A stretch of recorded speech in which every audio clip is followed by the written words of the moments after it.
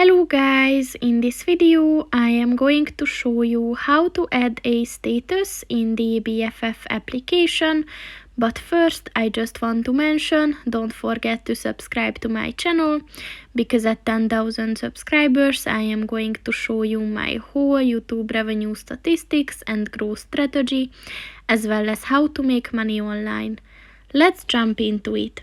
First of all, open the application on your phone. And then click on the person button at the top of the page on the right, the first button there. And then click on the add status button.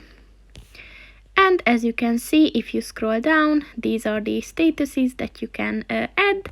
So for example, if you're currently shopping, then just click on that.